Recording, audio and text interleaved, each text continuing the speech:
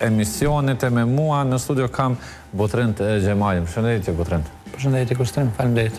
Gjithashtu në lidhje të drejt për drejt kemi edhe Ermand Meternika nga Tirana, eksperti i teknologjisë. Përshëndetje Mandi.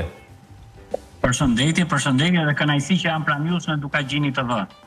Si duket në vetur të kemi lënë herën e kaluar, në vetur të gjatëm prap.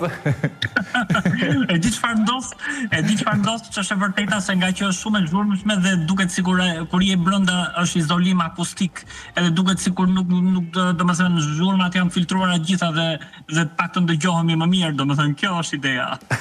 Pa merak. Edhe unë i shkreti kam gjetur atë izolimin akustik, atë qoshen aty ku mund të shpreh ato mendimet e mia, domethënë, në lidhje me teknologjinë, inteligjencën artificiale që po na çorodisin nga gjithanë, dhe në teknologjisë që më të tjerët imagjino se po bëjmë dhe çik batut, domethënë kjo pjesë. Patjetër, por kur jemi tek izolimi apo themi qëndrimi tërhequr për disa mesazhe, si duket WhatsApp e ka menduar edhe këtë gjë. Spaku në bazë të raportimeve po flasim për lajme të cilat qarkullojnë ditëve të fundit, ku bëhet e ditur që aplikacioni i komunikimit ka vendosur që në rast se nuk kthehen mesazhet, në rast se vetëm lexohen ato, do të bëhen me pagesë. Një farforme mund të konsiderohet tip gjobe. Çka qëndron mbrapa? Është vërtet kjo Mandi apo? Ajo që unë mendoj, edhe faktikisht për mua unë e vuna re që ishte një lajm interesant, pak i çuditshëm, por që Zuckerbergu siç duket i bie lapsi tash, meqense globalisht WhatsApp është më i përdorur dhe mjeti, domethënë instrumenti më i rëndësishëm i komunikimit, se gjithë komunikojnë si në WhatsApp normal, si dhe në business WhatsApp. Ky tani po e mendon domethënë që ta bëjnë në trajt me pagesë këtë siç e kanë aplikacionet dediku të tjera. Që është vërteta për ne disa avantazh, sepse ne e përdorim gjëra gjatë, domethënë WhatsAppin, por që të bëhet me pagesë është gjë që askujt nuk do interesojë, domethënë sepse është mjeti më i rëndësishëm i komunikimit. Por në lidhje me kufizime, për shembull, fjala vjen deri diku, unë e mendoj një zgjidhje shumë interesante dhe një zgjidhje të mirë, sepse ç'është e vërteta, për shembull, ka të bëjë pikërisht me hapjen e shumë accounteve në këtë mega server të madh global, gjatë të cilës pikërisht pra nuk ekzistojnë më accountet, po vazhdojnë të jenë të hapura.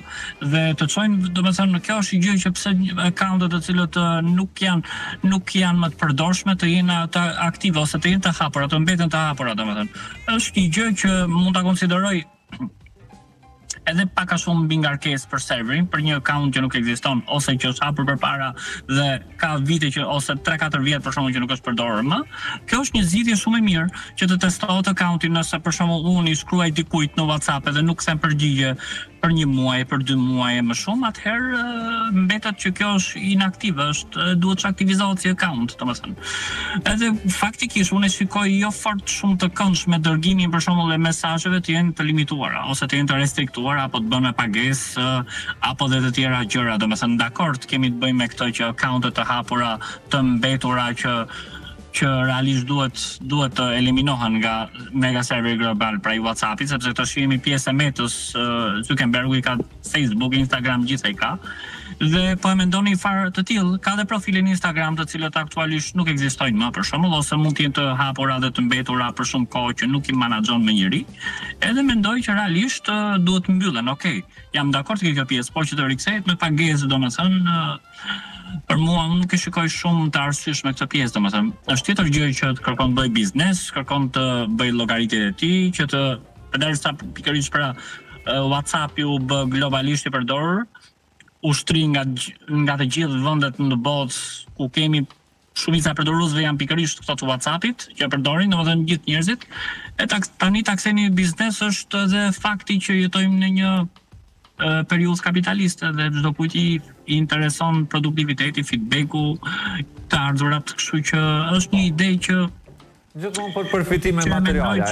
Mendoj që është biznes më shumë që kërkon të limitoj sasinë e mesazheve, sasinë e attachments që dërgohen etj.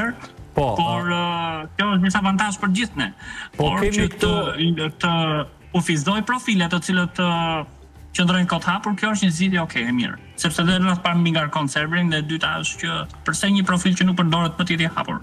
Po, Botrend, sepase mund të bëhet një gjë e tillë sa sa mund të jetë reale, sepse është konsideruar, njëherë konsideruar si fake news, po pastaj e pam si lajm që faktikisht një fake news nuk mund të qarkullojnë në të gjitha mediat anëmban botës, sepse kemi parë këtë lajm që ka qarkulluar jo vetëm në mediat shqiptare, po ka qarkulluar edhe në mediat të huaja, që në farë forme hidhet poshtë kjo mundësia që të jetë fake news.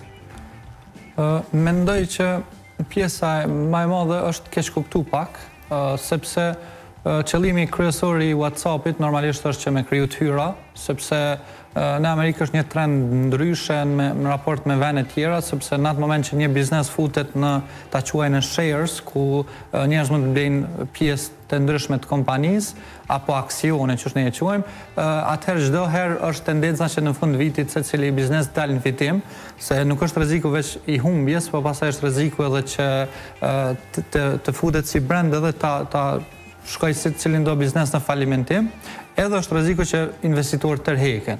Për këtë arsye, secili qëllimi i bizneseve amerikane që janë në ndarjen e aksioneve është që mi rrit hyrat në fund viti që me dal plus. Andaj edhe WhatsAppi e ka këtë problem të vazhdueshëm në secilin vit, po ne e dim që WhatsAppi pjesë e mekanizmit kryesor të paketes Meta.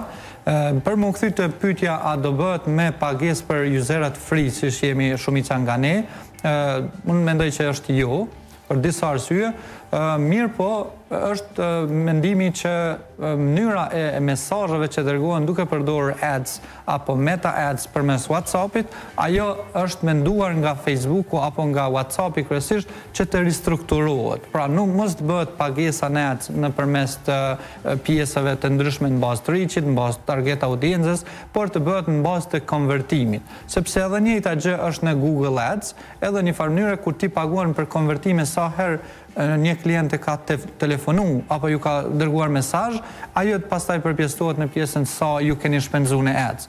Andaj edhe njëjta është duke u synuar që të konvertohet. Qëllimi kryesor është financiar për ta, po me qëllim apo me një mendim kinë se janë duke na favorizuar edhe ne si user që jemi duke përdorur më shumë WhatsApp Business. Po, do me thënë përdoruesit e thjesht, e themi të gjithë qytetarët të cilët në parjem këtë aplikacion e përdorin për të komunikuar, i bie që të mos paguajnë, të mos preken. Patjetër, jo, asnjëherë nuk do të preken. Ne edhe, sepse po lidhem me Facebook, sepse Facebook është çdo herë ombrella e gjithave, ani pse tash quhet Meta, dhe ne kemi thënë edhe është kuota apo tyre që ka qenë free edhe do jetë gjithmonë. E njëjta është edhe me Instagram, e njëjta është edhe me Facebook, e njëjta është edhe me WhatsApp, edhe me Threads, dhe çdo paket që ata do e krijojnë të ardhmen. Por dallimi vetëm pra edhe një herë po e them që është vetëm te pjesa e krijimit të sponsorizimeve, tek konvertimet, edhe shitja apo revenuja e klientit apo ta quaj biznesit. Edhe sidomos për ata që janë duke përdorur WhatsApp grupet, edhe kjo mund të synojë që në të ardhmen të konvertohet në shitje, sepse tani po ndodhin edhe shitjet e grupeve në WhatsApp, po kjo nuk është që WhatsApp po merr direkt shares ose përqindje. Dhe këtë WhatsApp çdo herë synon që me rrit hyrat, dhe nuk është me rrit hyrat pa pas shitje të një produkti shtesë ose një produkt që e ke me nda në nën kategori. Po, mandës pastaj këto ndryshime të WhatsAppit mund ta dëmtojnë faktikisht këtë aplikacion sa i përket rënjes së numrit të përdoruesve apo nuk do ta ketë këtë efekt? Në rast parë unë mbështes plotësisht Butrintin, domethënë meqense gati jemi ke një fush, është tamam ashtu siç duhet, userat nuk duhet ta kenë domethënë me pagesë, po çuditëra ndodhin. Faktikisht ajo që unë mendoj siç e tha dhe Butrinti, komplet strategjia e shitjes ka filluar tash nga këto rrjete sociale, Instagrami, Facebooku, WhatsAppi, po bën shitjes këto domethënë, këto po përdoren si instrumentat më të mirë të marketingut digital. Por ajo që unë mendoj që userat ose ne njerëzit gjithmonë kemi qenë të zgjuar, se po flasim pak edhe të tillë, kemi qenë të zgjuar që të gjejmë rrugë alternative.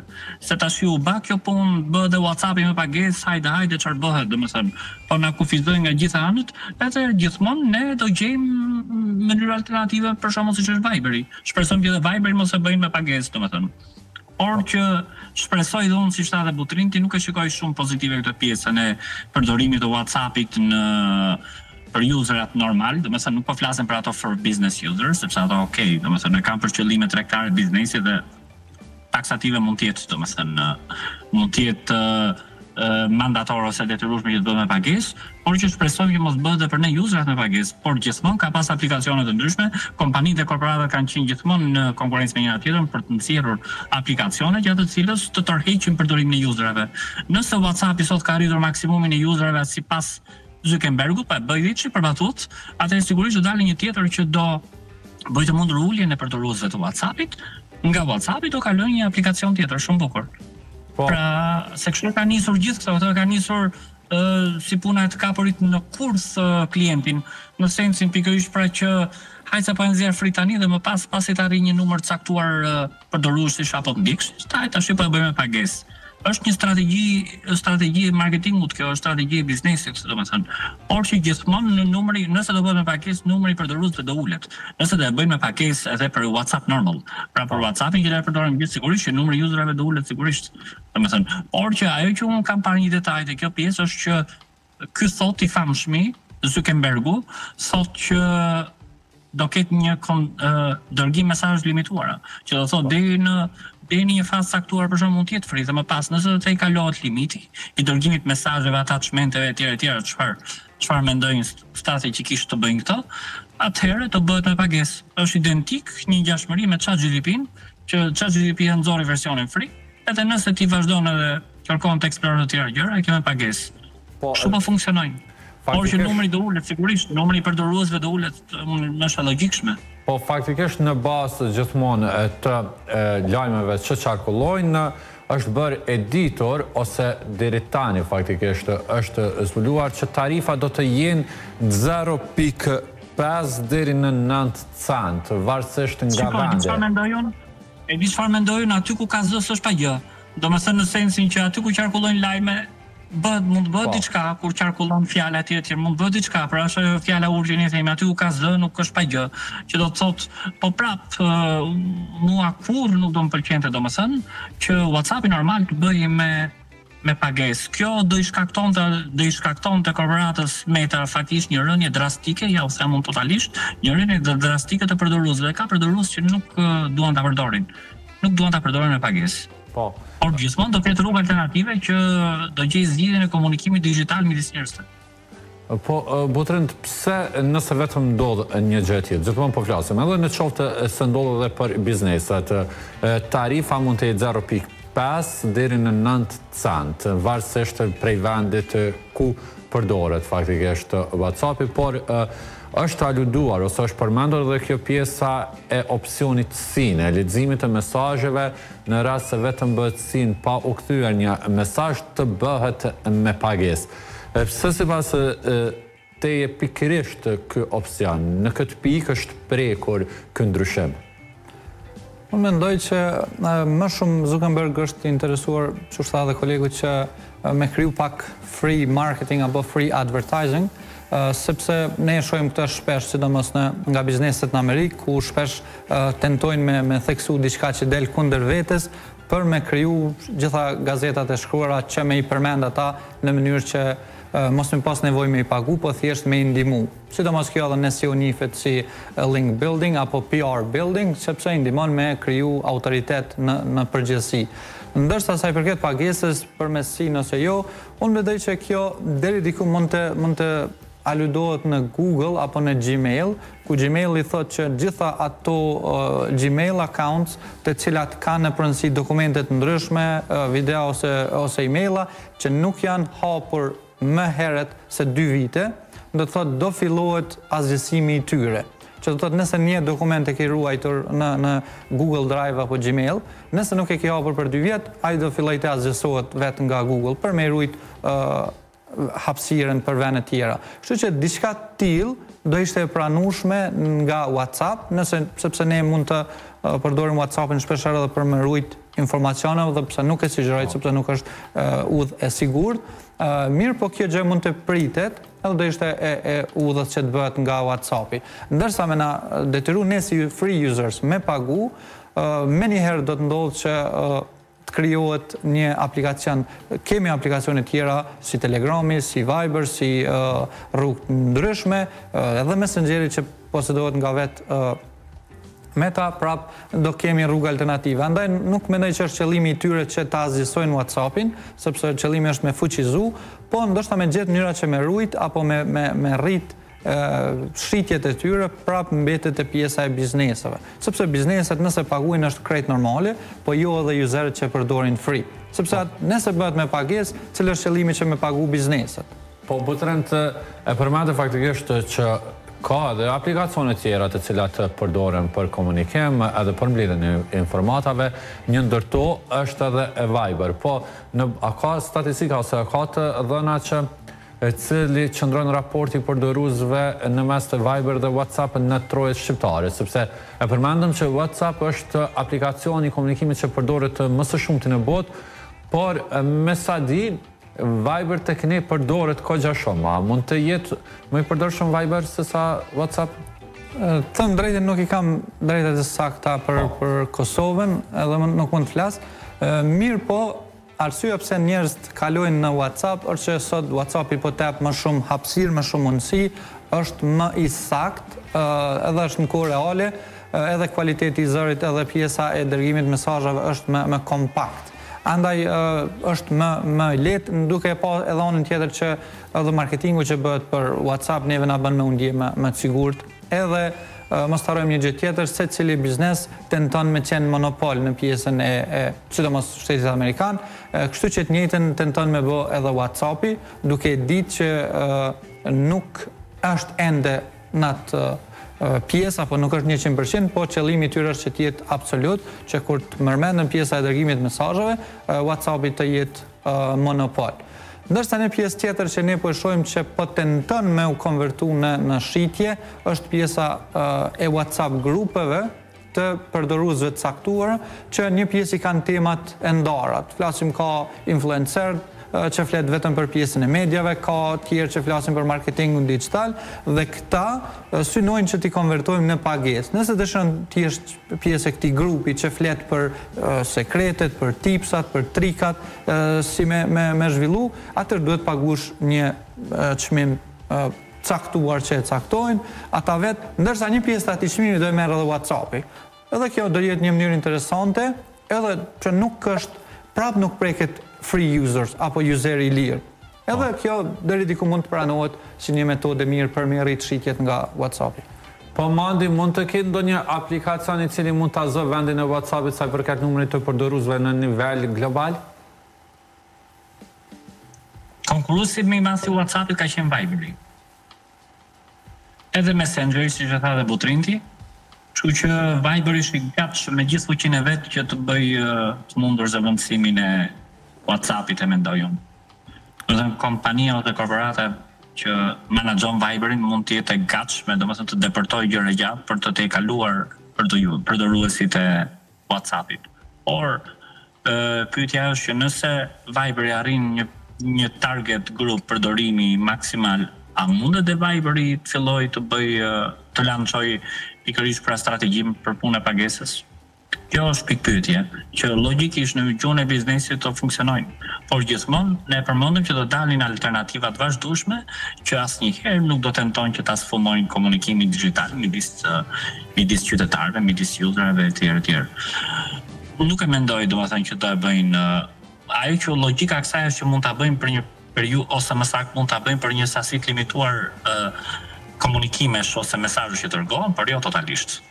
Kurse për biznesin është tjetër koncept. Për biznesin është gjë që përdesa biznesi e përdor për qëllime përfitimi apo marketingu apo sepse unë e përmenda që shitjet kryesisht sot të kohën e sotme jetojmë për shkak të inteligjencës artificiale për teknologjinë që po jetojmë, po bashkëjetojmë me inteligjencën artificiale, shitjet po bëhen me anë të rrjeteve sociale dhe janë një instrument shumë i rëndësishëm në biznes.